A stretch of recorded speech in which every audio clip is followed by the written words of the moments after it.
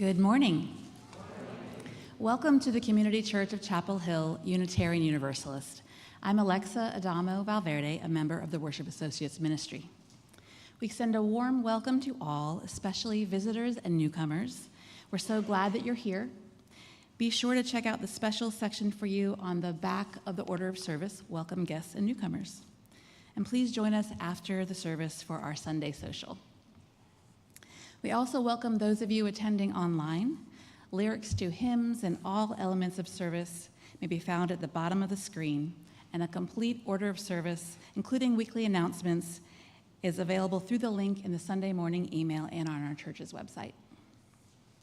If you could, please turn off or silence any cell phones to maintain a worshipful experience.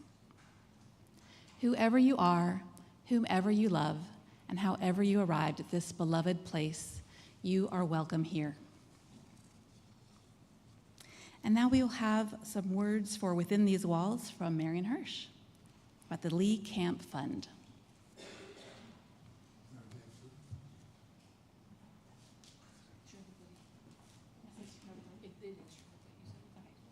Oh, excuse me, that would be share the plate.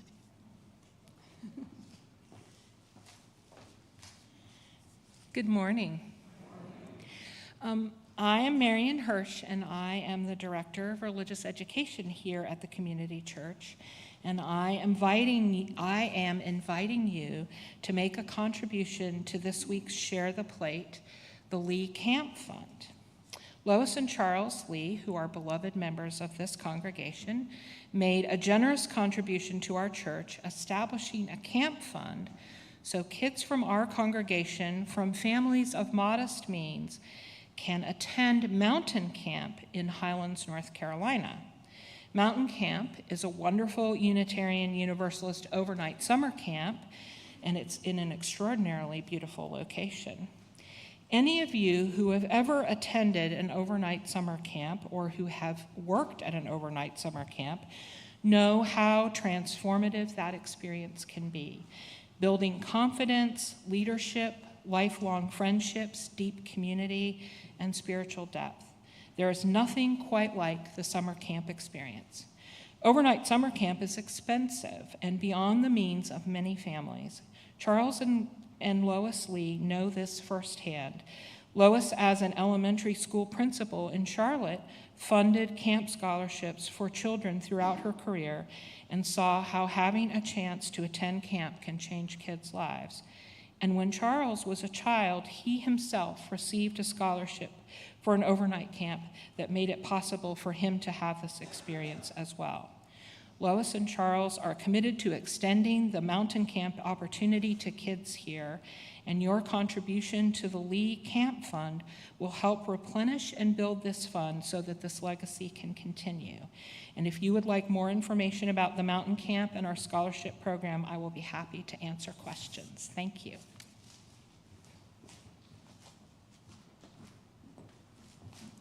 And now a few words about our day of service.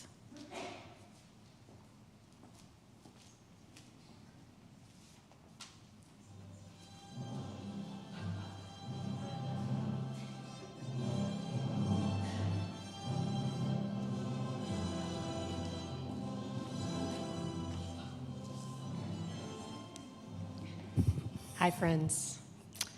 I'm Leanne King. I'm one of the Superhero Squad members that's leading the day of service this year. Is it just me, or does anyone else wish that the Avengers or the Justice League would just appear out of nowhere and sort out this tragic mess that we find ourselves in? But the reality is, we are the superheroes that have to show up. And these days, it can often feel like we don't have the energy to do that. 4 years ago, after my father passed away in January, I found myself slogging through life, just barely putting one foot in front of the other. I decided I needed to show up for my son, and I signed us up to go to the community church's day of service. It was our first one. We'd not done one before. I was really depressed and tired when we loaded up and went to the Wildflower Lane farm that morning. And much to my surprise, The experience brought me joy for the first time since my dad had passed. I got my hands dirty, I laughed as my son drove his first John Deere mini tractor, and I got the benefit of a full heart as we prepared the garden to grow food for area kids and their families. Turns out, showing up and working in service to others was exactly the therapy I needed. Today, one of my favorite local UU superheroes, Ruth Gibson, has an amazing spirit and life energy that she shares with our community, is going to talk about the Day of Service projects she is leading this year. Hey, thank you, Leanne. Yep, I'm Ruth Gibson, and I'm speaking on behalf of the Immigrant Justice Initiative to invite you to join us at the Frank Porter Graham Elementary School on the Day of Service. Most of the asylum-seeking families we accompany and talk about superheroes, these families are amazing. They've had children at Frank Porter Graham, and their superhero staff have always been tremendously helpful and supportive. For this reason, Immigrant Justice Initiative traditionally chooses to serve Frank Porter Graham, and in the past, our projects have included playground cleanups and spring plantings. This year, volunteers, young and old, will help clean up an abandoned playground space to transform it into an outdoor Zen den for teachers and staff and other superheroes to have a place to gather, share a meal together, and take a breather from the hustle and bustle of the school day. Outside work on this space and around the school grounds will include weeding and raking and sweeping, picking up trash, hauling away old stuff, and possibly staining and placing a picnic table and some flower planters. So bring your work gloves, and if you happen to have gardening tools or rakes or hammers or paintbrushes, bring those too, and let's show our appreciation for the teachers and the staff who do so much for our families. Thanks for making the Day of Service a wonderful day. All right, anybody feeling motivated to sign up today?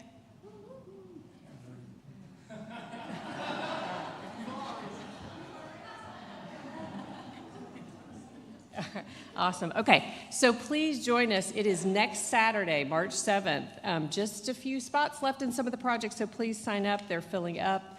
If you're attending lunch, please remember to sign up for the lunch potluck, the Heroes for Heroes lunch potluck. We can help you do that. Myself and a few other superhero squad members are going to be at the Sunday social if you have any questions. And remember, we are always better together. Thanks.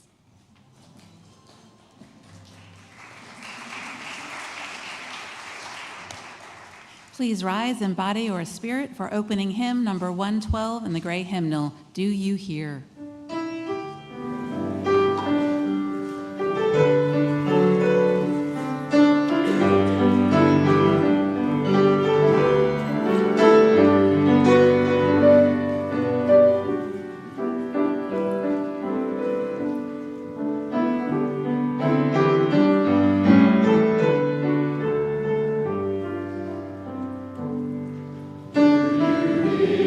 my friend,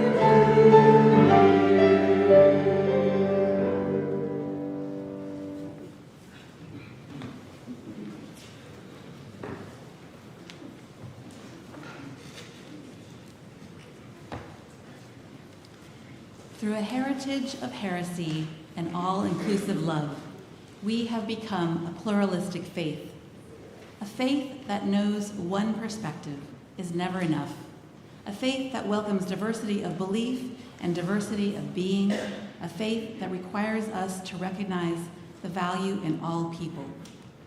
We come to this faith as seekers, as healers, as helpers, as teachers, and troublemakers. We bring our passion and our skills, our love and our wisdom. We bring our care and concern.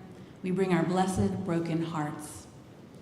We come as people of all shades and sizes, of shapes and sizes, and of many shades and countries of origin. Though we may have different beliefs, and though we may speak different languages, we share the same message of peace, of an end to the cruelty of war. We share the same deep need for one another. Come, let us worship together. Now please join me in a responsive reading for our chalice lighting. As a reminder, I will read the plain text and you will join in reading the italicized text should you desire. We gather in reverence. We gather in reverence before the wonder of life, the wonder of this moment, the wonder of being together, so close yet so apart, each hidden in our own secret chamber, each listening, each trying to speak, yet none fully understanding, none fully understood. We gather in reverence before all intangible things. That eyes see not, nor ears can detect, that hands can never touch, that space cannot hold, and time cannot measure.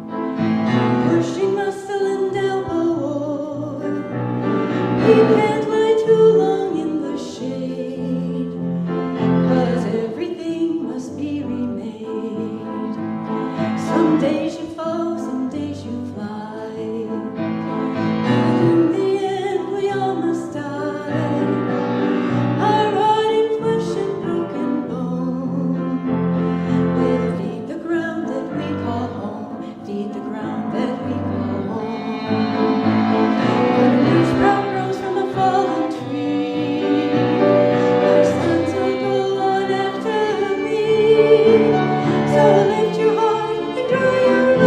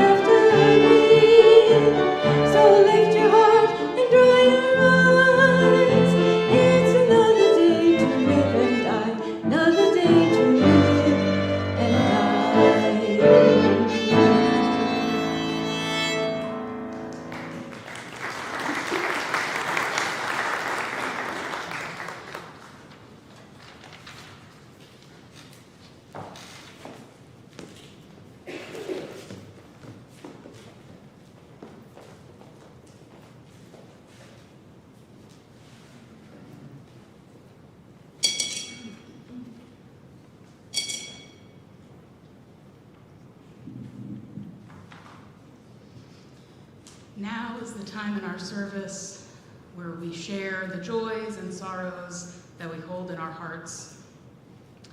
I've placed 2 stones in the bowl. The first, this morning, for the many Iranian lives lost and the many wounded in the recent missile strikes by the United States and Israel.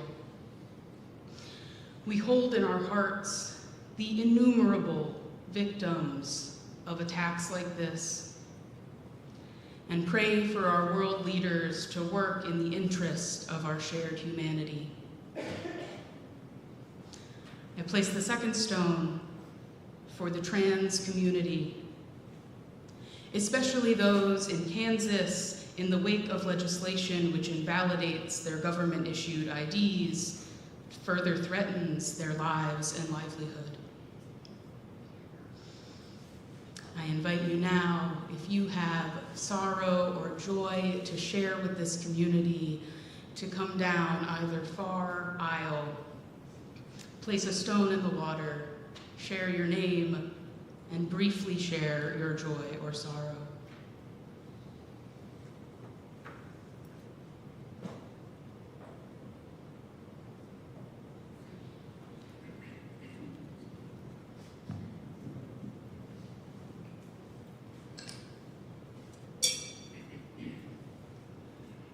Thank you, Caleigh.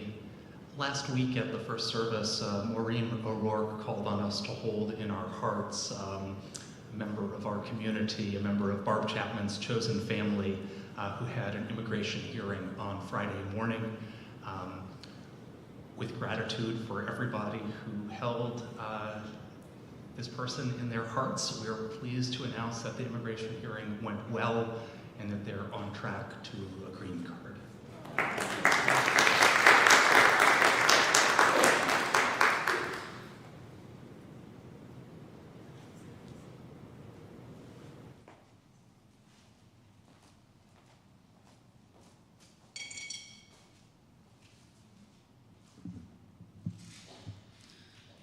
Place another stone for all of those joys and sorrows that remain in the silent sanctuaries of our hearts, and for all of those without a community in which to share them. I invite you to join me in the spirit of prayer and meditation. Spirit of life, Spirit of love, known by many names and by none, may we feel the warmth of all-encompassing love. May we hold together the joys and sorrows that we each bring with us. We delight in justice prevailed, in people praying for and protecting one another. We are strengthened by the joys of one another. We offer compassion and call on grace to be present with us in our sorrows. We hold with us those whose rights are being denied, liberties stripped away. We hold with us all those who walk through our lives with their own sorrows and troubles, some we may never know.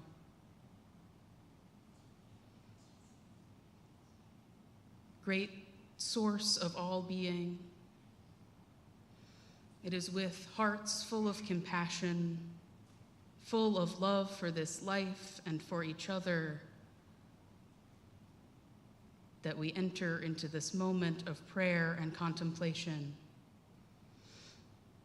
Please join me in a moment of silence.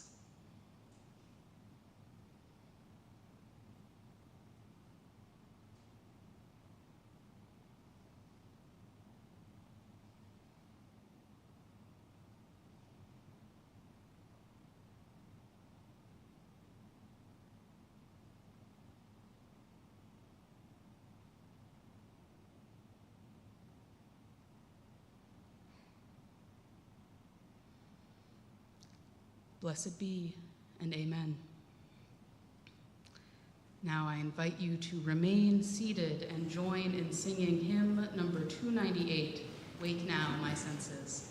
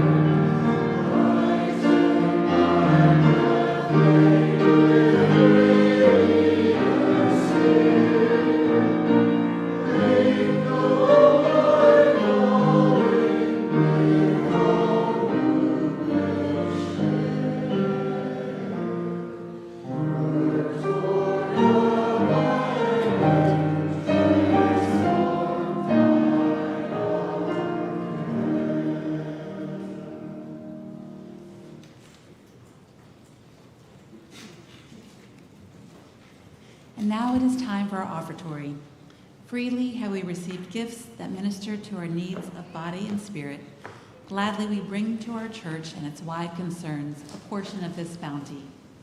If you wish to donate online, please point your camera at the QR code on the back of the order of service, and a banner will appear. There is also information on our church's website. We will now receive the morning offering.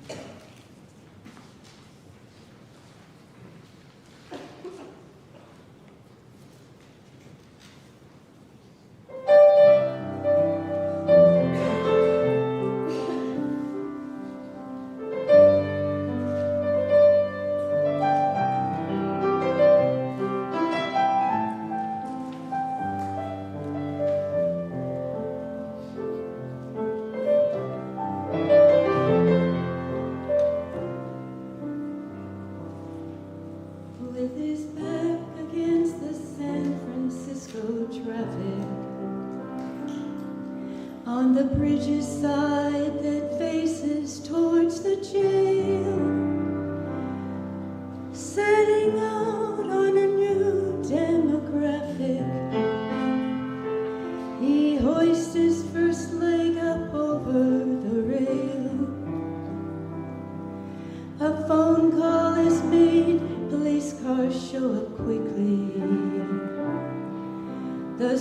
sergeant slams the passenger door. He says, "Hey son, why don't you talk through this with me? Tell me, what are you doing it for?" Oh, it's a little bit of everything. It's the mountains, it's the fog, it's the news at 6 o'clock, it's the death of my first dog, it's the angels up above me, it's the songs that they don't sing, it's a little bit of everything. There's an older man who stands in a buffet line. He's smiling and he's holding out his plate. And the further he looks back into his timeline, that dark time always led him to today. And making up for how his bright future had left him. Making up for the fact that his only son is gone. And letting everything out once, his server asks him, "Have you figured out yet what it is you want?" "I want a little bit of everything, the biscuits and the beans, whatever helps me to forget about the things that brought me to my knees. So pile on those mashed potatoes and an extra chicken wing. I'm having a little bit of everything."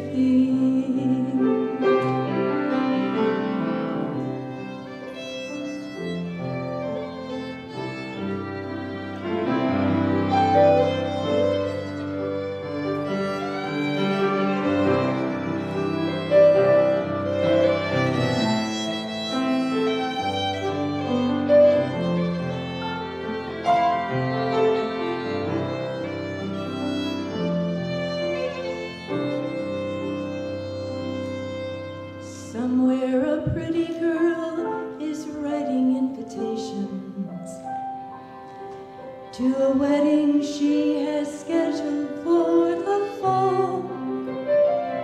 Her man says, "Baby, can I make an observation? You don't seem to be having any fun at all." She said, "You just worry about your groomsmen and your shirt size. And rest assured, this is making me feel good. I think that love is so much easier when we realize if you can give yourself to someone, then you should. 'Cause it's a little bit of everything, the way you joke, the way you wake. It's getting up before you, so I can watch you as you wake. So on that date in late September, it's not some stupid little ring. I'm giving a little bit of everything. 'Cause it's a little bit of everything. It's the matador and the bull. It's the suggested daily dosage. It's the red moon when it's full. All these psychics and these doctors, they're all right and they're all wrong. It's like trying to make out every word when they should simply hum along. It's a message written in the dark, or some truth that no one sees. It's a little bit of everything.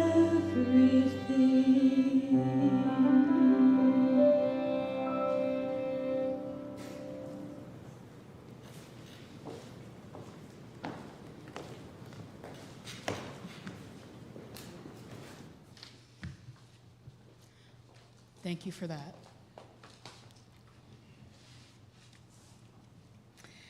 Our reading this morning is a poem by Sheila Black titled, What You Mourn.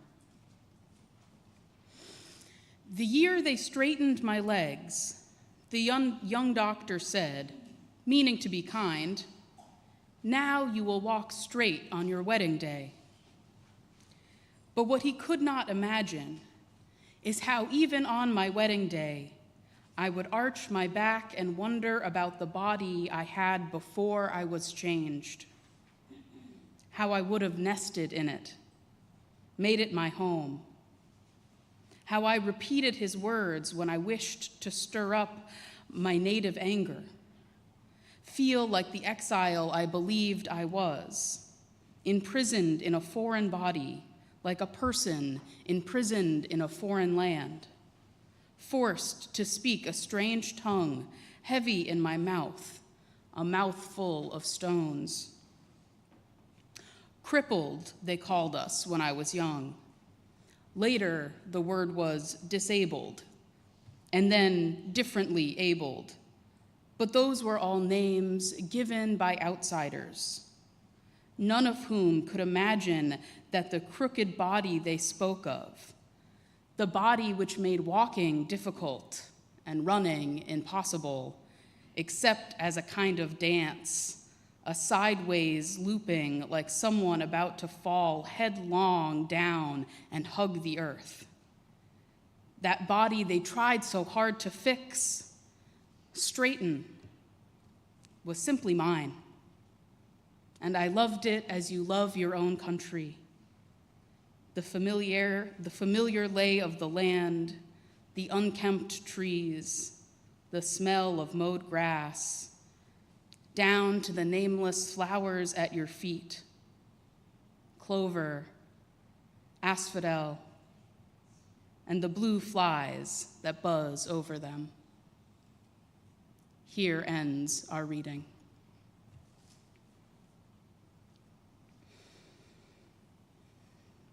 It is so good to be with you all this morning. And before I say anything else, I want to say thank you. Thank you so much for the care and support that you showed me after I broke my ankle.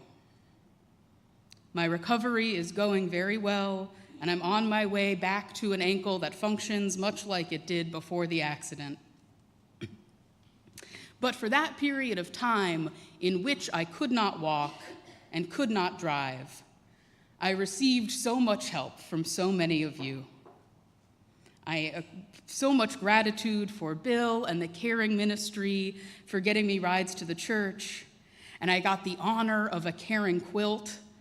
I received an outpouring of condolences and warm wishes from so many of you.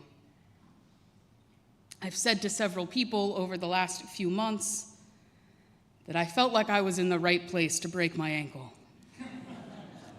I could not ask for a more caring and supportive community. Thank you. And yet, even with all this support, all of this assistance, I wanted so badly to be able to walk and to drive again. I never knew I could miss the simple act of walking so much. And being in a position where I had plenty of time for contemplation, I found myself wondering why I missed walking specifically so much. Especially after I started using the knee scooter, which made it so on level ground, I could get around pretty well. How much I missed the act of walking made me wonder if I see some inherent value in walking over other forms of ambulation. But I don't think walking on 2 feet is inherently any better than using a wheelchair or power scooter or any kind of mobility aid. I don't believe that anyone born without the ability to walk or who stops walking at any point in their life is less whole, less valuable, or any less an expression of the divine. So why was I so intent on being able to walk again? As you may have already figured, it was really not the walking I missed so much as the autonomy and independence that I had become used to over a life of being able to walk. And it's easy to start to feel like there is something inherently valuable about walking when we live in a world full of stairs and curbs and pedal-operated vehicles. Disability activists and scholars talk about the social model of disability to describe an outlook where it is the barriers in our systems, architecture, etc., that are disabling to people. This differs from what had long been the prevailing medical model of disability, which understands people's disabilities as problems or deficiencies. These models of disability are, of course, not just about mobility. Disability covers a broad range of physical, psychological, and developmental differences, and includes those whose disabilities are temporary or permanent, inherent or acquired. This creates an incredibly broad umbrella under which people's experiences are vastly different. Nancy L. Esland, who is a disability scholar and professor at Chandler School of Theology, writes about how people with disabilities are distinguished as a group not through shared traits, but through a common and historical stigmatization. She writes about the history of disability research, saying that, quote, in the 1940s and 50s, studies of people with disabilities were generally conducted under the rubric of deviance analysis. The literature focused on the limitations of people with disabilities and tended to attribute our lack of social participation to an inability to cope physically, emotionally, or socially. Yet, as people with disabilities gained the power to define our experience in society, a new sociological paradigm began to emerge that shifted focus from problem individuals to the social problem of the exclusion of people with disabilities as a group. The way we think about disability has an impact on how we treat people with disabilities and on how we build this shared world we live in. As an example, disability rights activist Judith Heumann was unable to walk after contracting polio as a child. When her mother tried to enroll her in kindergarten in 1953, the principal would not allow it, saying that the fact that Judith couldn't walk made her a fire hazard. In 1990, Judith was one of the activists who fought for the passage of the Americans with Disabilities Act in 2010. In 2010, she became the first ever special advisor for international disability rights. Thanks to Judith and many other people with disabilities refusing to be treated like objects, demanding equitable treatment and equal opportunity, our cultural understanding of disability is changing. The way we make meaning of and assign value in the world helps to shape the world. The doctor in the poem that I read only understood one way of moving in the world, the way that was familiar to him. He and most of the medical field historically have tried to fix and change people with disabilities to fit their understanding of how one should be in the world. As the poet writes, they could not imagine the crooked body they spoke of, tried so hard to fix, straighten, was simply mine. and I loved it as you love your own country.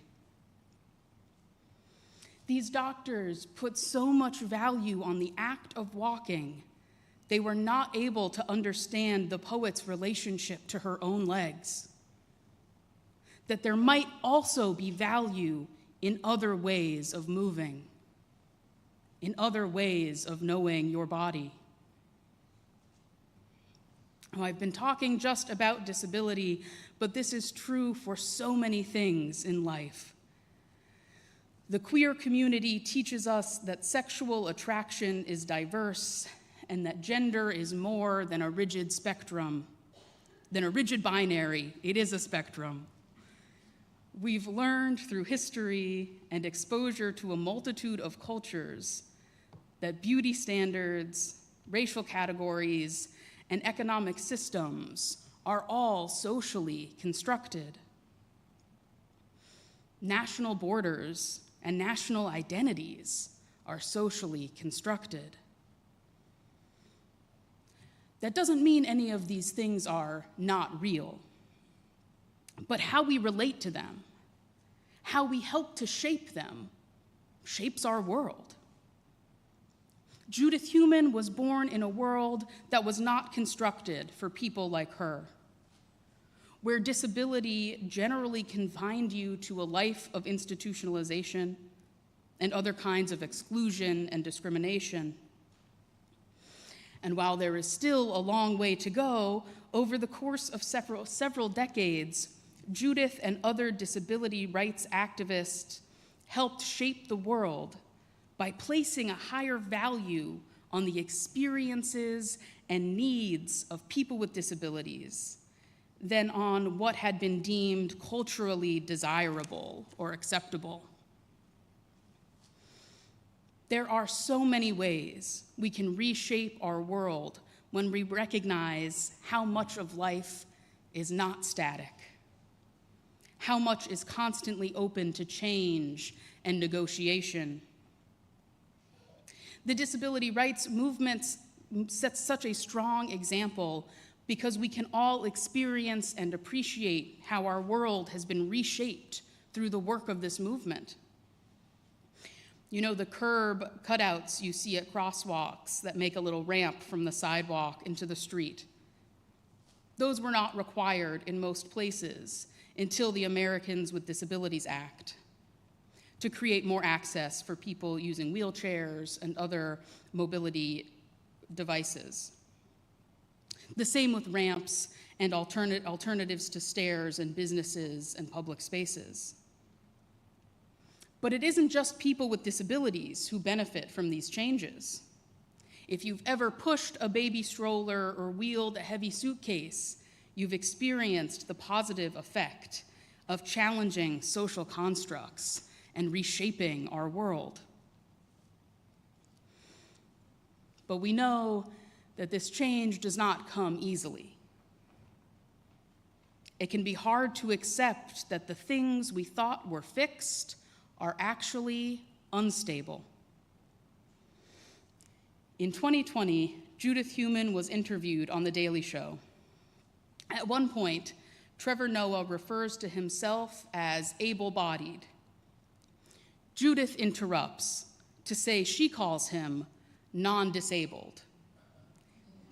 She goes on, because the likelihood of your acquiring a disability, temporarily or permanently, is statistically very high. Trevor Noah jokingly responds, "Did you just threaten me?" And while it is a funny exchange, I think it touches on something interestingly serious. Confronting the instability of these social constructs can feel threatening, can feel scary. And when we're feeling scared, when we're feeling unmoored, it can be tempting to respond by lashing out, by doubling down and holding tight to the way we thought things were, especially when those things give us social power. As we just sang this morning, take not for granted a privileged place. God's love embraces the whole human race.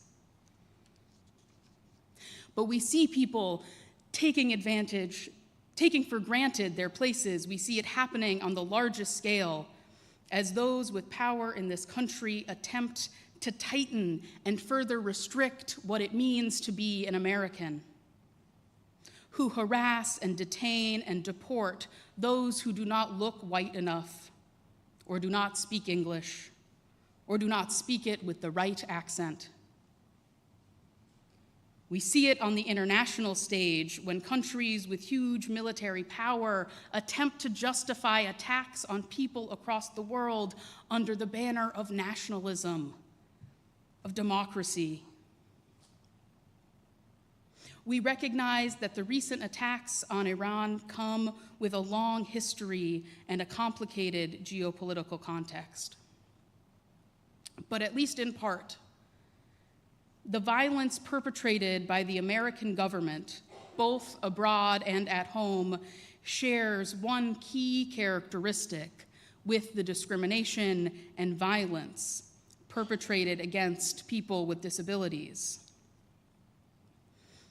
They come from a place of fear. They are not guided by values rooted in love. All of these systems of violence and oppression seek to reaffirm power and control in the hands of a privileged few. Those who fit a certain white, Christian, cisgendered, temporarily able-bodied mold.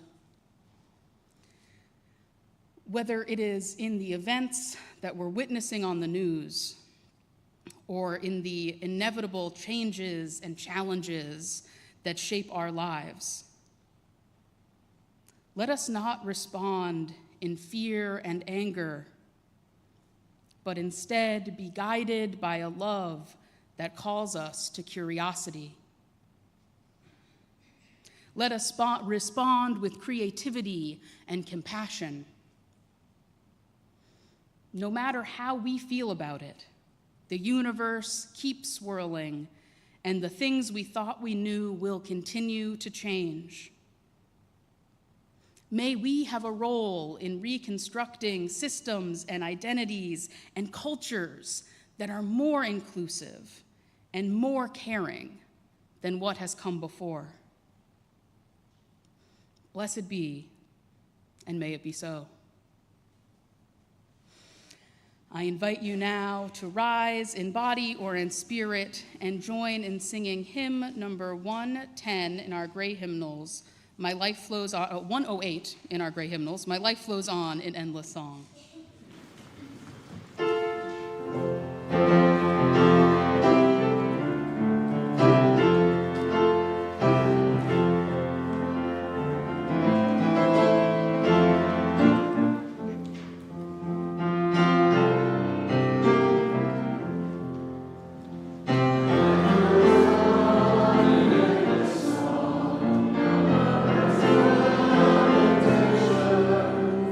I hear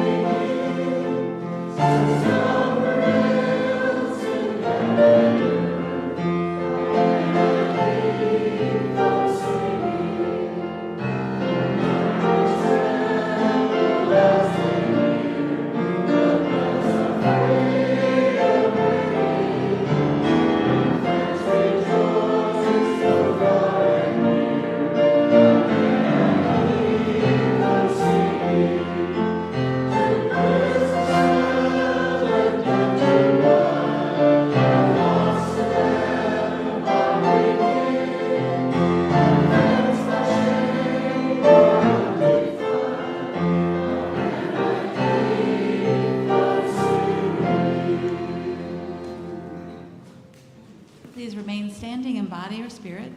The words for extinguishing our chalice are in your order of service. Please join me if you wish to do so. We extinguish this flame, but not the light of truth, the warmth of community, or the fire of commitment. These we carry in our hearts until we are together again. Please join me in thanking those who made our service so worshipful tonight.